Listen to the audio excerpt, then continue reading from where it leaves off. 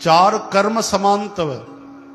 चो जय श्री कृष्ण। ध्यान ॾिजो, हिकिड़ो भगवान भागवत भगवान जो नित्य पाठ करण, रोज जेके हिकु अध्याय बि पढ़नि चाहे। ॿियो भगवान जो चिंतन करण, परमात्मा खे यादि करण। टियों तुलसी माता खे जल ॾियण, तुलसी माता जे वृक्ष जी पालना करण, हरो भरो रखण।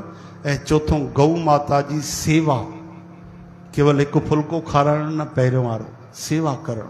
कोई उन्हनि खे तकलीफ़ है, कष्ट आहे त कोई दूर करे, उनजो इलाज करे। उन्हनि जे लाइ फुल्को खाराईंदा आहियूं, पाणी अक्सर असां भुलिजी वेंदा आहियूं। गर्मीअ में पाणी केॾो ज़रूरी आहे। पाणी जी ॾाढी घटि माण्हू व्यवस्था कंदा आहिनि गौ माता जे लाइ। चओ जय श्री कृष्ण। त इहे चारई कर्म समान आहिनि, यानी भगवान जो ध्यानु करण तुलसी माता जी सेवा समान, भगवान जो ध्यानु भागवत समान, भगवान जो ध्यानु त तुलसी माता जी, गौ माता जी सेवा ऐं भागवत पढ़ण, इन्हनि में कोई भेद कोन्हे। यानी चारई कम एॾा महान आहिनि, कंहिंखे घटि न सम्झजे। चओ जय श्री कृष्ण।